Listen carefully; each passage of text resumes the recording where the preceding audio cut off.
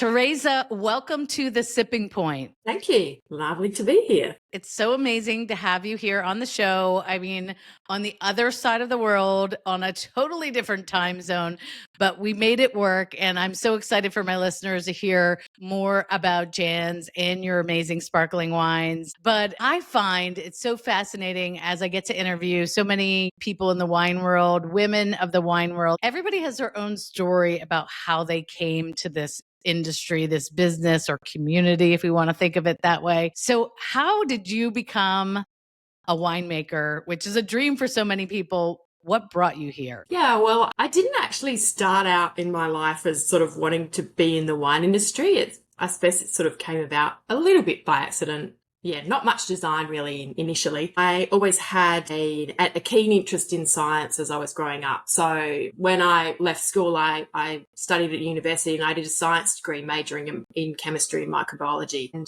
my first day as a food microbiologist in a lab, I was like, this routine lab environment is really not going to cut it for me. And so I guess the hunt was on to sort of find something that really sort of ignited my passion. And the sort of opportunity to join the wine industry came in the form of a position at Yalumba in the Barossa Valley as a microbiologist. And so I worked very closely with the winemaking team. I was in charge of doing all of the, managing all the yeast cultures, propagation of yeast, a bit of quality control. And then one day I just had this sort of chance tasting with one of the young winemakers in the team. And it was just like this light bulb moment for me. I was like, this is what I want to do. Like, I want to create this and be part of this. So it just sort of went from there, really. That's amazing. And it is funny, some people come from the arts and some people come from the sciences. And I feel like with wine, it's both things, right? It's an art and it's a science. And it's so awesome that you're here. And so orient people where you are in the world. I mean, Australia, but you're in Tasmania. Tell us a little bit about the winery and a little of the background there. I've been a big fan of your sparkling wines for a while, but I feel like if I told people, have you ever had a sparkling from Tasmania? There's so many that don't realize. So tell us a little bit more about the winery. Yeah, so we're obviously based in Tasmania, which is part of Australia, but not part of Australia in a way. We're a small island separated by about 240 kilometres across the water from mainland Australia. But Tasmania has really gained, I guess, a presence in the production of sparkling winemaking, probably in the last 20 years. Like a lot of Australian regions, there was sort of early wine production, in the late 1800s. And then it wasn't really until the sort of 1970s where wine production sort of started to become a thing in Tasmania. And I guess for us, it was a lot of lack of infrastructure because it is so separated from mainland Australia. It was sort of a bit of a slow burn, but really in the last 20 years, it's become this sort of avalanche, I suppose, in Tasmanian terms, where it's really become very focused on sparkling wine production. And that's because the climate is so perfect for the making of sparkling wine. In terms of sort of the latitude, we're sort of the same sort of southerly latitude in Tasmania as Champagne is north. And I guess that's where the early interest in sparkling winemaking sort of came from. And because there was sort of this connection of like, very cool. We get, really lovely long growing season and really great natural acidity. So we don't add acid to our wines because we don't have to, because it's just so cool in Tasmania relative to the rest of mainland Australia. So that's sort of really how it sort of came about. And currently, I think sparkling wine production in Tasmania represents about 40% of the wine that's made. I think in relative world terms, that's a lot for any sort of wine region to sort of say that, usually sparkling is about that much. So absolutely. Yeah. Now I want to try some of the still wines too, because I'm so impressed with the sparklers. And the region had interest from, is it Laurie Forster, one of the champagne houses? Yes. Yeah. And so was some of that learning in the process or just kind of getting interest in this as a sparkling wine region? Well, I think that's really how the Jansz story sort of started and how the winery was set up. I guess at that time, a few champagne houses were kind of looking to the rest of the world for some, I guess, new world expressions of traditional method sparkling, and Tasmania sort of came up on the radar. So Jansz was formed from a partnership between Laurie Forster and a winery called Heemskerk, which doesn't really exist today anymore. But so that happened in 1986, that partnership. And the first wine was produced in 1989, the first release. So they already had some plantings of Chardonnay and Pinot going on. And then it was that sort of French connection that really sort of started the ball rolling. And then the Hillsmith family who own it now, who I work for, they purchased the winery in 1998. So it was about 10 years down the track of when that first released. And the winery is solely focused on sparkling. Jansz does not do anything else. We just do sparkling. So in those early days, we were only making a non-vintage and a vintage, which is the wines we'll be seeing today, obviously in a different form from those early ones. But, you know, the range of the sparklings that we produce has certainly sort of increased, and the diversity of sort of where our vineyard plantings are has certainly changed a lot since then too. Yeah, well, you brought it up and I'm getting thirsty. So let's taste a little of the non-vintage cuvee. I will also say that you also make a non-vintage rosé that I absolutely love as well. So folks, you know, if you're listening and you want to try, there's a range of styles, but this probably your house style, if you want to call it that. And it looks like both of these we're going to taste today seem to be about 60-40 Chardonnay, Pinot Noir, give or take some percentages here or there. So tell me a little bit about, you know, the vision for the cuvee. Yeah. So Jansz, I guess, as a sparkling house, our house style is typically Chardonnay dominant because we've always felt that that's, I guess, the force behind the wines, the structure behind the wines, and the sort of the most consistent quality from vintage to vintage. And so they were, as I said, the founding wines. The non-vintage for me has always been, you know, compared to sort of where we are in our sort of competitor set, if you like. I think we tend to be sort of on the fresher end of the spectrum. That's always been sort of our house style for the non-vintage. So it's typically quite a sort of, I always think it's sort of crunchy green apple, sort of quite a lot of citrus, white nougat. I don't know what the equivalent with that would be in America. Yeah. But it's like milk rock maybe, but it's sort of slight nuttiness, but it's still quite sort of fresh and fruit driven. Even though there is some sort of tirage age complexity, it has about 18 months on lees in the bottle before we release. And so it's this very fresh style, like on the palate, there's sort of this little like quite fine creaminess. So It's not a massively complex wine, but I think, you know, people really enjoy it because it is that really fresh style. And I think often that's what people are looking for in a non-vintage, where they just want to have it with whatever, enjoy it with friends, just kick back and relax, and it's just a very enjoyable drink. It is. And that was what I was thinking when I was trying it, like crisp, clean, you know, you have all that great green apple citrus, but a little bit of maybe a floral note there, but it is just that really fun starter that you could have with oysters or appetizers or just great friends. As you said, we have a big movement here in the US. I don't know if it's made its way to Australia as well, called Share and Pair Sundays, started by Karen McNeil, who wrote the Wine Bible, if you're familiar with that book, and some other people in the wine industry, to just encourage people every Sunday to get together with friends, family, and share a bottle of wine paired with something delicious. Is there anything uniquely Tasmanian that you would love to have with this? I can't actually think off the top of my head for, I've got something for the vintage I was thinking of, but it would probably go just as well with a non-vintage. And that's blue-eyed trevally is a fish that's sort of native to the waters of Tasmania, which is a really lovely fish. So, you know, have that sort of lightly battered, like that's a very classic sort of Australian pairing. I don't know if the States is as big on fish and chips as we are, but very much, you know, something like that I think would go well. Because the thing with sparkling is you've got that sort of really lovely acidity, so you can kind of pair it with either those really fresh, clean flavors, or you can go a little bit harder with the sort of fatty, sort of creamy richness, and that acid drive really just works really well with that, to pair with that and sort of cut it back a bit and make it a bit fresher. Yeah, I love the fish and chips. And I did a podcast recently, and we talked about fried chicken and sparkling wine, which is a big classic pairing that people love over here. But, you know, French fries are great with sparkling wine as well, or chips, whatever you might call them. Oh, yeah. But we call them French fries, chips. Yeah, sorry. But it's that, you know, The fried fattiness and with maybe some truffle oil or something with that would be just delicious. And then, if you really don't like to cook, popcorn, buttered popcorn and Ooh. sparkling wine is really, really fun because the saltiness and the Yeah. butteriness are nice contrasts as well. I think that would go well more with the vintage, which is a bit richer, I think. It But is, yeah. it's yeah. So tell me a little bit before we get to the vintage, which right away on the nose, I was like, whoa, okay.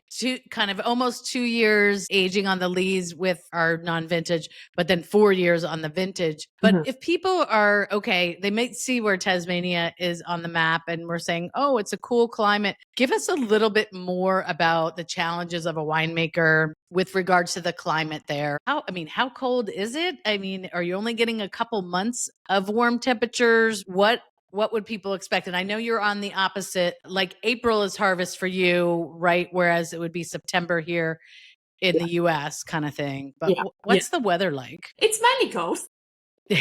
Not compared to sort of American standards in some of the, really cold states. An average winter temperature would be, and I'm talking in degrees C here, and I don't know Fahrenheit conversions, but, probably 12 to 15. Okay.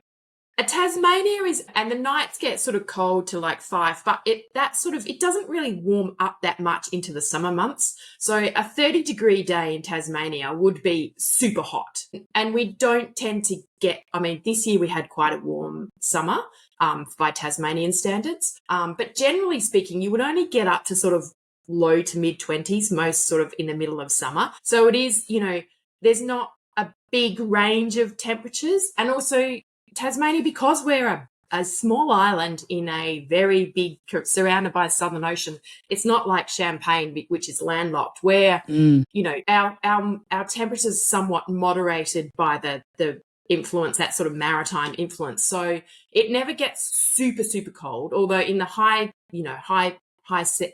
hills, I won't call them mountains because it's not mountains by US standards, but, in the higher altitudes in Tasmania, they do get snow. But yeah, we're typically quite moderated because most of the regions are very close to the coast. There's not a lot of stuff that you don't really go more than sort of an hour and a half inland anywhere in Tasmania where you're that far away from the sea. So there's a very big influence of the sea on the climate, which, so we don't get frosts. So it's sort of, I would say it's cool to moderate, if you know what I mean. Okay. And if you're coming from the mainland of Australia to Tasmania, flying is really the only practical way, correct? You can take what we call a ferry. Okay. Which comes across from the mainland. So if you want to bring your car, you can. But it's like a overnight, like 12 hours journey. And Bass Strait, which is the body of water which separates Tasmania from mainland Australia, is quite a narrow section of water. So in sort of, normal terms, but it can be a very rough trip, particularly in the winter. So that section of water, just because it's such a narrow band of water, can be quite rough. So not everyone wishes to take that journey. I do for vintage just to go over in between because then I have my car. But yeah, typically most people fly in and then just take a car and drive around. It's, Tasmania is very still quite country in the sense it's not like a big urban jungle like rest of mainland Tasmania would like. It's very sort of rural, so you really do need a car to get around. There's no real sort of public transport systems. It's just, very sparsely populated compared to the rest of Australia. Right. Now, I know we're getting ready. We're going to taste the 2019 vintage, but tell us a little bit give us the, eyes on 2025. How was the vintage this year? What are your expectations for the wines from this year? 2025, as I said, was a reasonably warm year for Tasmania compared to usual. It's been quite a sort of dry, warm year across southern Australia generally. And so we had no issues, like no disease pressures this vintage, which we can typically have sort of in the north of Tasmania. Sometimes we do get a little bit of rain during vintage, but we have had quite a bountiful vintage. Like the yields were a lot higher, like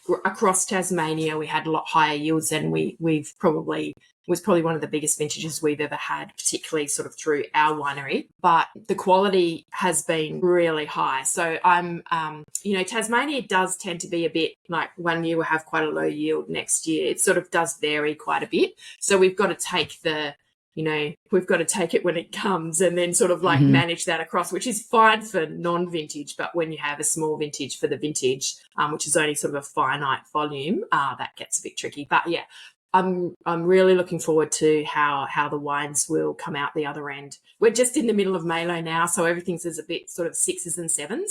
But I think the general view across the board in Tasmania is that we've had a really, really good vintage. Nice. And do you make a vintage every single year, or are there some years where it doesn't make sense? Look, typically we do, but there have been a couple of years where we felt like maybe specific varieties like, the Blancs or whatever, we might only, we might decide it's not up to par or whatever, how we want it, because they're not available in the States, but we have a single, like a rosé, a vintage rosé and a vintage Chardonnay, which are just off one, basically, parcel off the vineyard. So, if vintage conditions don't make it, then we may not release in those years. But generally speaking, we do. The vintage Jansz is just from the original property, so it's an estate wine. So generally speaking, we might make less, it'll just be the best parcels that go into that blend. Great. Well, let's try the vintage cuvée, the 2019. Again, similar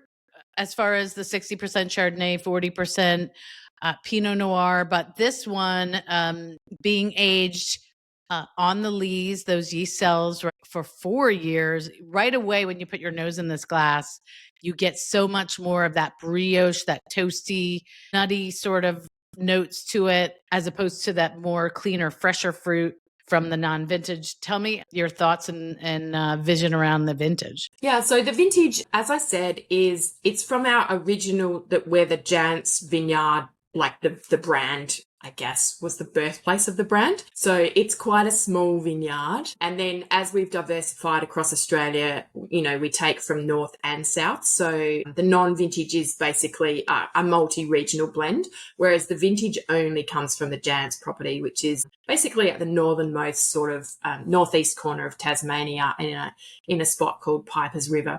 And, you can actually see at the top of the vineyard some days, if it's a clear day, you can actually see Bass Strait. So it's very close to the sea. So for the vintage, we keep every parcel separate. So they're vinified, everything's vinified separately. And we only sort of, and they sort of we do about 50-50 in barrel fermentation and stainless steel. And then all of those parcels stay separate until we do the final assemblage before we go onto secondary fermentation. So each vintage will vary a little bit in terms of the split between Chardonnay and Pinot. Just because some vintages, the Chardonnay is very consistent, but the Pinot sometimes can be really aromatic, which is lovely as a separate ripe. But for the Chardonnay, because it's our house style to be very Chardonnay dominant, we really want Chardonnay to be the focus of the wine. So in some vintages, we'll pull back a little bit on the Pinot and the parcels that go in there, just because they're super aromatic. They have this beautiful rose petal, Turkish delight sort of character, which is just lovely, but it can be quite dominating. So we really want the Chardonnay to come to the fore. Depending on the vintage will depend on the blend we put together. And anything, it doesn't have to be local cuisine, but anything that you love as far as pairings with the vintage versus the cuvée that you tend to gravitate towards? Because you've sort of got more complexity, that time on lees really fills out the palate, and it's a lot more rich and powerful wine than the non-vintage.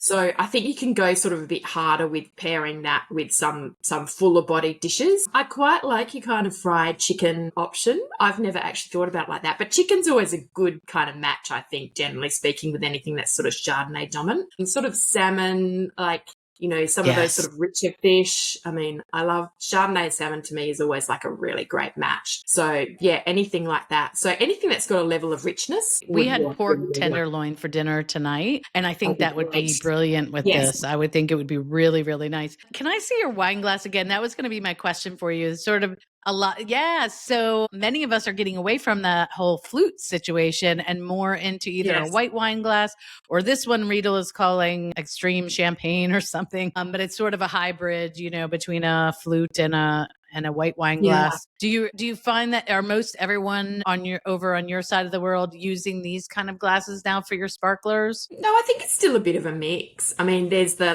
trendy coupe sort of glasses as well, but they're not Right. so great for keeping the bubbles in The because of bubbles that going. sort of Yep. because you want that sort of fine effervescence that you get in sparkling. That's part of it. Jansz actually did a design with Riedel for a specific sparkling glass, which is called the Jansz glass. I don't think that's actually it, but yeah, we did. That was a couple of years ago. So yeah, we've done a little bit of that's a whole nother conversation about the glass design. Right. It's The very science of fascinating. glass design. Yeah, we Yes. could really get into that. That's so true. But, I think the key is that, and I've definitely talked about this before, just that broader bowl allows you to get so much more off the nose Yeah. of these sparkling Yeah. wines.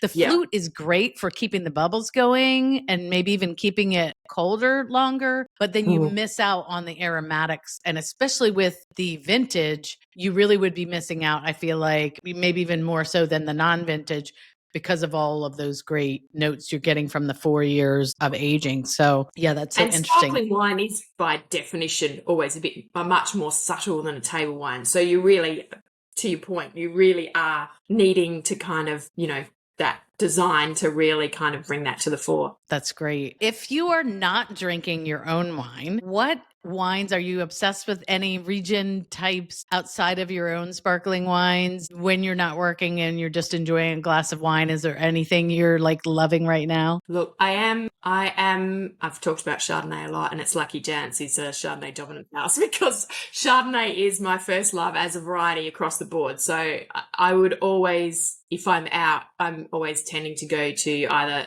sparkling or champagne or a Chardonnay, like table wine Chardonnay. So yeah, I mean, Coal River Valley, which is where our winery is located, which is in the south, there's some stunning Chardonnays that come out of there. And of the Yarra Valley, yeah, Blanc Champagne is also a big favourite of mine as well. So yeah, I really love sort of the elegance and the finesse of those wines. They're just yum. Love that. Yeah. And I'll post the link to your website because the photos on your website really paint a picture of how gorgeous that region is. And I'm sure will inspire a few people to come over and visit. Right, exactly. And so in the beginning, when I opened up the show, I told everybody about your amazing background, 30 years of being in the wine business. And I love that there are so many women winemakers from all around the world now that I get to interview here on the Sipping Point. Any advice you would have for anyone who maybe gets that little nudge that you got back in the day about wanting to be a winemaker? Any advice you'd give to them about how to get started? Look, I would taste a lot of wine and make sure you really love wine because it looks very glamorous from the outside. You get to do lots of these things, which is lovely, but really it's just a lot of hard work. It's an agricultural pursuit, right? We're in agriculture, so we're at the whims of the weather all the time. So I think if you like being outdoorsy, bit practical, bit of science, I think you really need to be very interested in wine because if you're after a high paying, high salary job, it's not the job for you. And also if you don't like working weird hours for about 2 to 3 months of the year, then don't bother. So yeah, I think it's good to find, a good mentor or someone who you can, maybe another female, because I think there are certain challenges around females in the wine industry. It doesn't pair well with motherhood. So those hours don't work so well. So I think it's really hard for us to actually attract and keep, good females in the industry just because of that. But, if you're willing to kind of work around that and just find someone who can be a mentor to you, then I think that's probably the first step. Wow. This has been so amazing. We just so appreciate you sharing all of your wisdom about Tasmanian winemaking, these 2 amazing wines from Jansz. And I just want to thank you so much for coming on the Sipping Point. So thank you so much, Teresa. No worries. Thanks, Laurie.